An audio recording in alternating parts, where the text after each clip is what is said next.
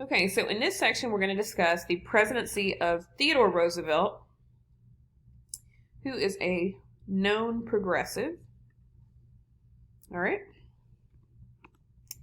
Life before presidency. So this is, before he became president. He was born into a wealthy family in New York in 1858. They moved to a ranch in North Dakota Territory after his first wife and his mom died. In 1886, he moves back to New York and he marries his childhood sweetheart. He decides to dedicate his life to public service. In 1898, he joins the military when the Spanish-American War breaks out. And he is also involved because he led a group known as the Rough Riders at the Battle of San Juan in Cuba. He becomes a war hero, and that is what he is kind of known for. This is a picture of Teddy Roosevelt at the Rough Riders camp in Montauk Point, New York in 1898. So later he returns to New York after the war in 1898. The Republican boss, Tom Platt, endorses Roosevelt for New York governor. He wins that, and so as governor, Roosevelt removed corrupt officials and proposed legislation that regulated businesses. The public liked Roosevelt, but Republican politicians did not. They viewed him as reckless. Okay? So next, he becomes vice president. The Republicans, like we said, viewed Roosevelt as a threat. He was vice president under William McKinley. So the vice presidential role, when we get into this during my government class, when you become a senior, the vice president has almost no power. The only thing the vice president can do is they can break ties in the Senate. But really, unless the president is assassinated, they don't do a whole lot. If Roosevelt was vice president, he would have less power than he did as governor. The Republicans also wanted Roosevelt's popularity to help William McKinley win the presidency. And again, he wins in 1900 and Roosevelt does become vice president. However, again, like I said, unless someone is assassinated or the president dies for whatever reason, then the vice president assumes the role of president. And therefore, they now gain a lot of power. In 1901, McKinley is assassinated and Roosevelt becomes president. Steward of the people.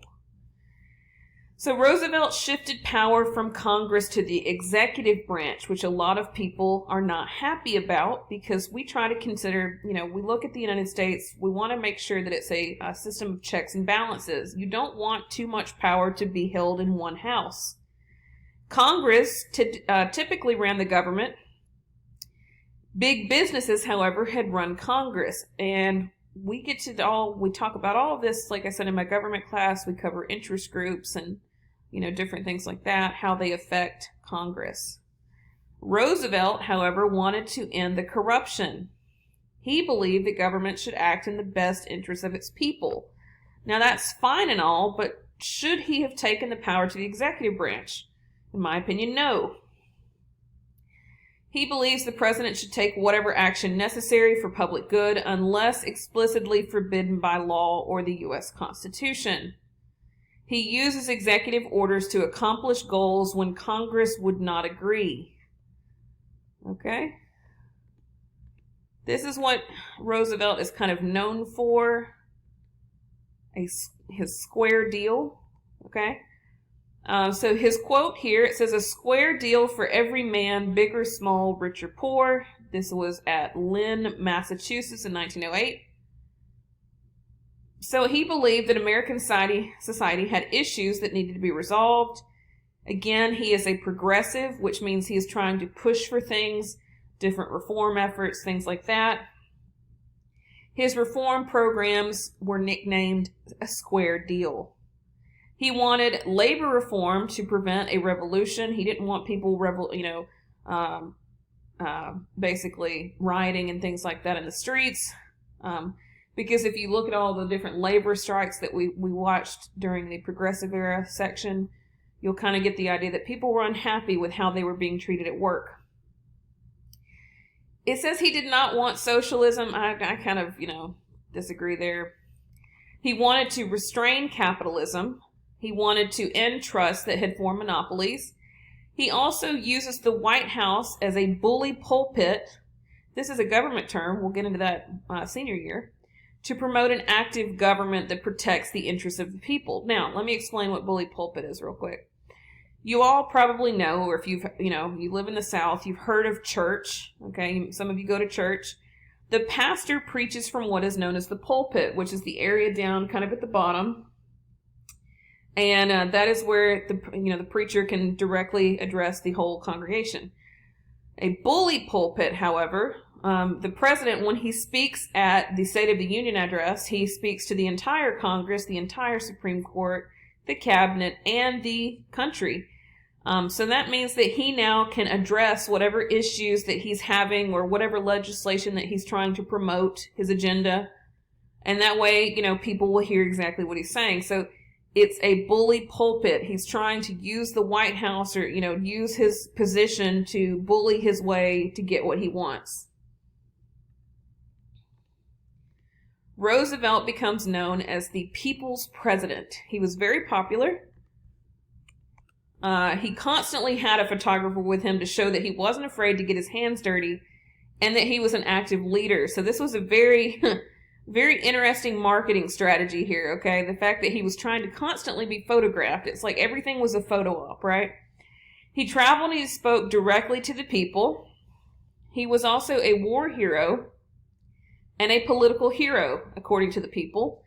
And he won re-election in 1904. So technically, in 1904, that was his first term, okay? Because what happens is when the vice president continues out the previous president's term, the one that has been assassinated or killed or whatever, that technically does not count as his own. So when he runs again for re-election in 1904, that is now his first term in office. Trust busters. It's like Ghostbusters, but trust busters, right? So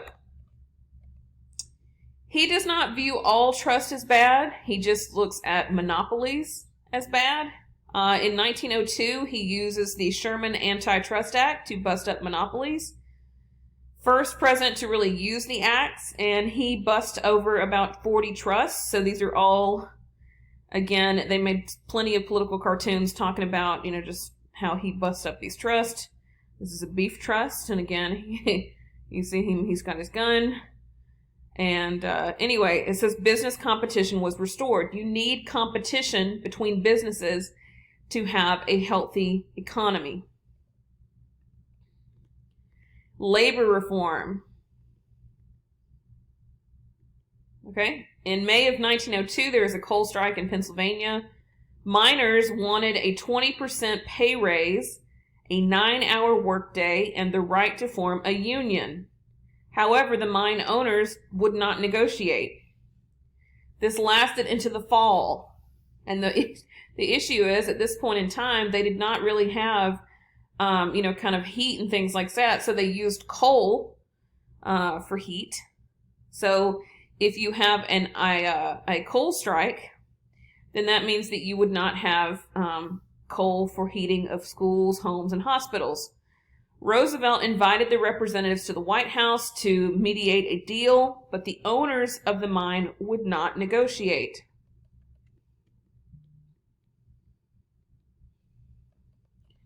Roosevelt, I read an email there, Roosevelt decided the army would seize the mines and distribute the coal. Now, did he have the right to do that? In my opinion, no, because it was not a federal mine. Okay. The owners finally agreed to negotiate. The strike ended on October 15th. The miners won a 10% raise, a 9-hour workday, but still did not have the right to form a union. The owners prevented the miners from forming a union. The miners gave up the right to strike for 3 years. And again, this was kind of, in my opinion, an overstep of presidential power. He used his power to intervene in labor disputes and often supported laborers. So again, this is something, when you talk about the presidential role, in my opinion, these kind of things like this is leading to kind of an authoritarian version of a president here. They're not really supposed to be involved in things like this, okay? Health and food industry reform. So we looked at the jungle, okay? Upton Sinclair's The Jungle, and I'm sure you read about the nasty little things that happen in the meatpacking industry. So Roosevelt was disgusted by that, just as most people were, so he appointed a commission to investigate the meatpacking industry. He pushes Congress to pass the Meat Inspection Act of 1906. There were no regulations on advertising food and medicine at that point, but manufacturers claimed how magical the products were. There were also no restrictions on ingredients. Some children's medicine even contained alcohol, opium, and cocaine. I'm so serious. There are different pictures you can look up on the internet. Coca-Cola actually used to have cocaine in it, but, that's another thing. You can Google it. In 1906, we have the Pure Food and Drug Act, which required ingredient labels. That way you knew what you were taking in or ingesting, what you were eating when you were buying the stuff. Roosevelt was also very big on environmental reform. He wanted to preserve the environment and natural resources.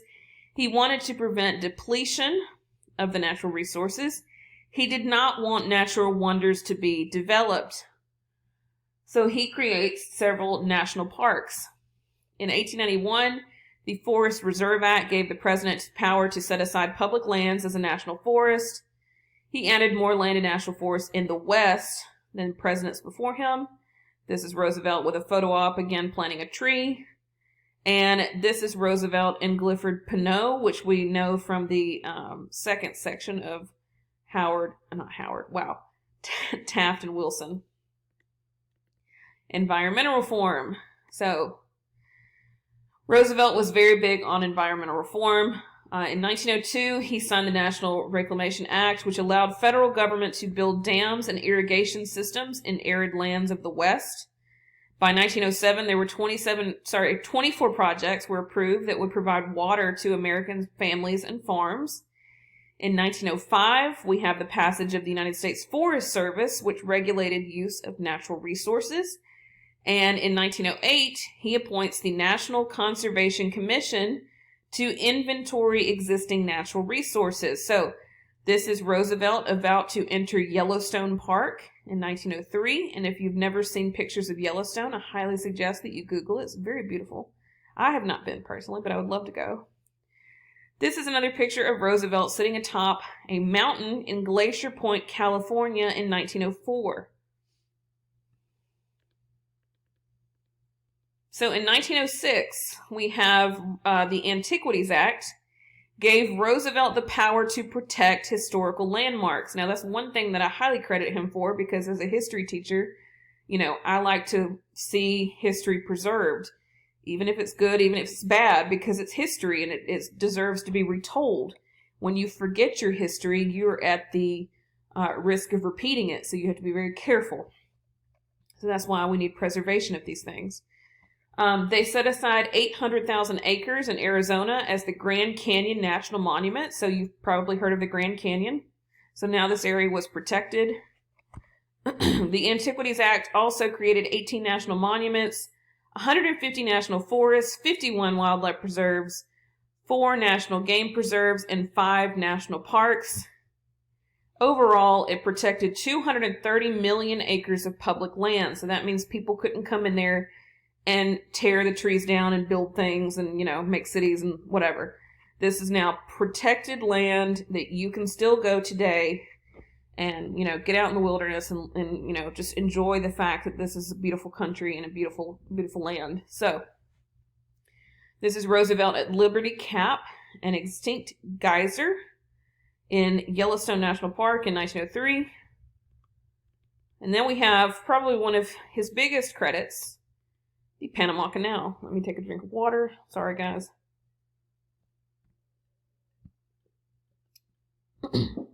Okay. The Panama Canal. We're looking at this area right here.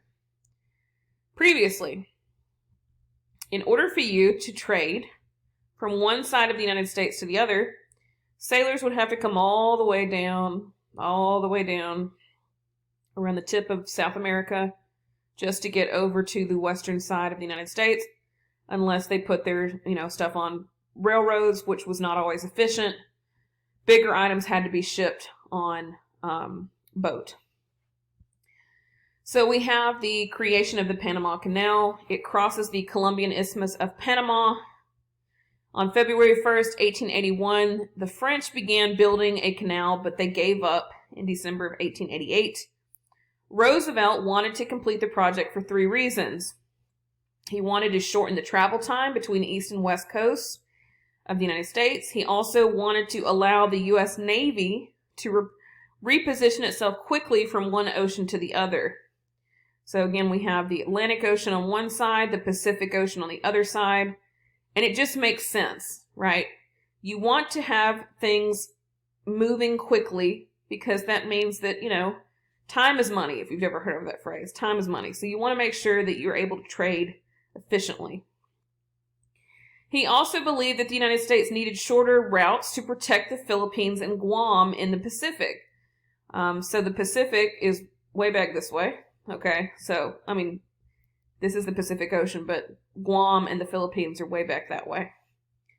I don't have a world map to pull up here, but, here we go, good. All right, so again, we've got the Philippines, we've got Guam, and if you were to keep going around, you would hit the United States that way, to the right, okay? Panama Canal, again.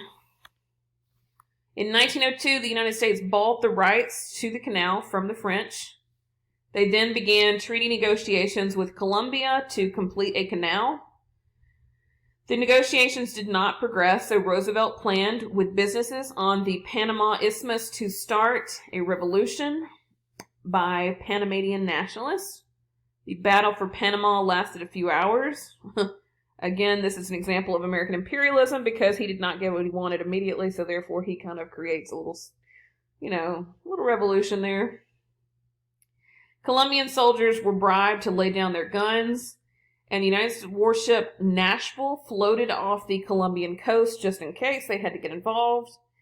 In November 3rd of 1903, Panama became an independent country from Colombia, and therefore Roosevelt gets what he wants. In November 18th, the U.S. Secretary of State and the owner of the Panama Canal Company signed the Hay-Banu-Varia Treaty. I probably butchered that. I apologize. This gave the United States permanent possession of the Panama Canal Zone. Panama received $10 million and $250,000 a year beginning in 1912. Panamanians were angry with the treaty because they felt that it violated their new independence. The U.S. also faced the same difficulties as the French, one of the reasons the French had a hard time making the canal. In August of 1914, the Panama Canal officially opened. This is a picture of the canal zone. It shows the property that belongs to the U.S., Panama Railroad Company, and lands owned by private persons. And again, this is another picture. It's very interesting if you actually look at the Panama Canal. I can't show you videos because I've already had things flagged on YouTube for copyright strikes. So, but you can Google Panama Canal and it will show you the system of locks that they use to raise the boats or lower the boats depending on where they're at in the canal because they have to get through. Okay. Continuing on. Pictures of the Panama Canal under construction. Speak softly and carry a big stick. This is Roosevelt's little phrase that he's known for. Speak softly means to negotiate. And carry a big stick, which means that if the negotiations don't work, use military force, which was probably not okay, but that's what he went by. He wanted the United States to become a world power. Often he carried a big stick in the Western Hemisphere. And again, we know this because he intervened in Latin America. It was known as Yankee imperialism.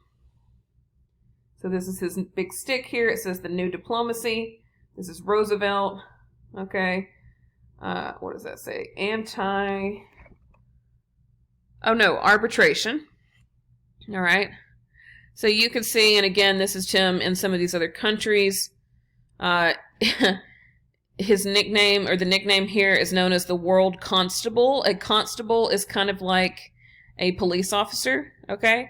So you have here, you've got Europe, and I'm assuming, yeah, this is different areas around the world. So that's just the, them making fun of him in a way.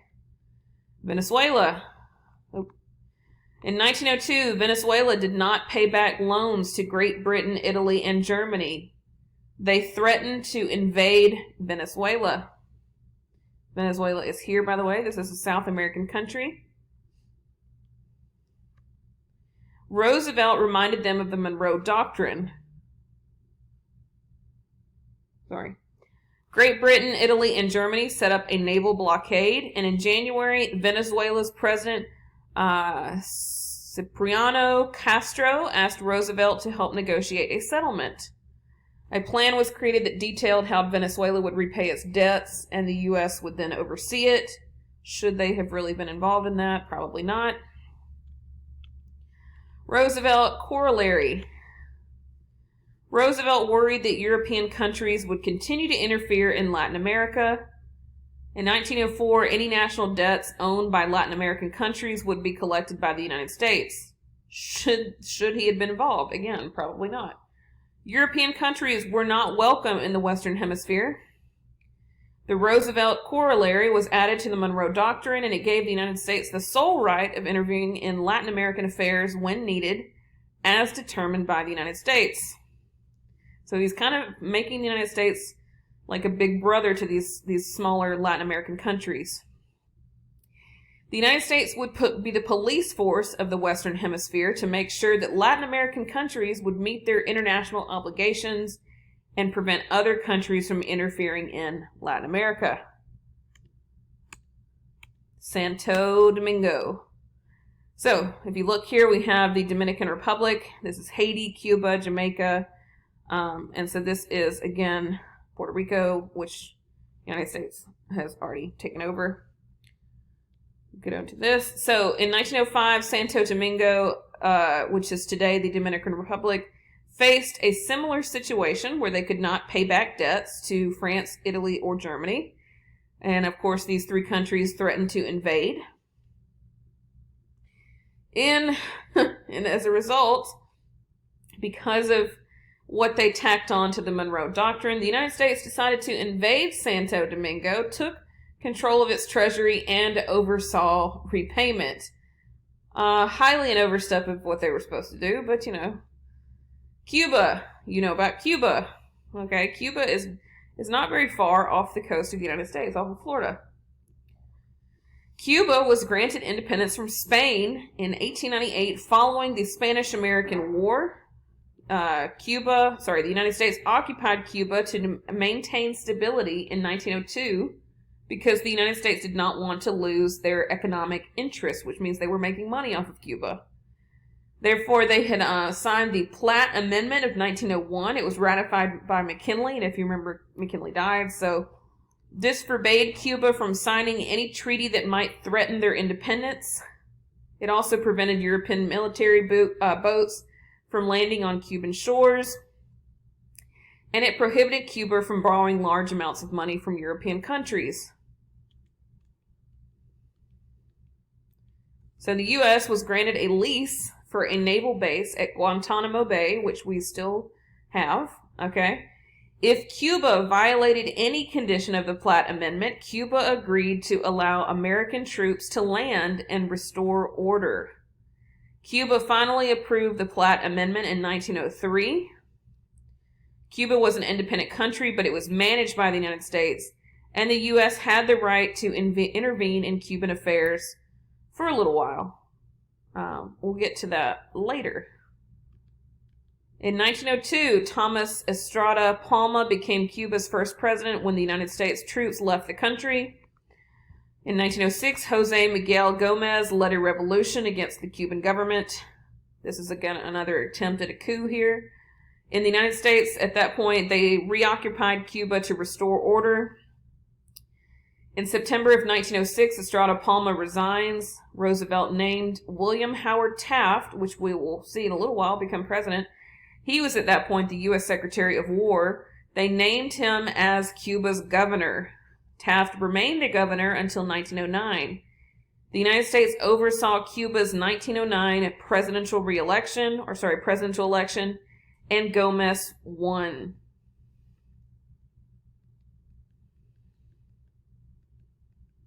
So they basically went through all that, and the guy won again.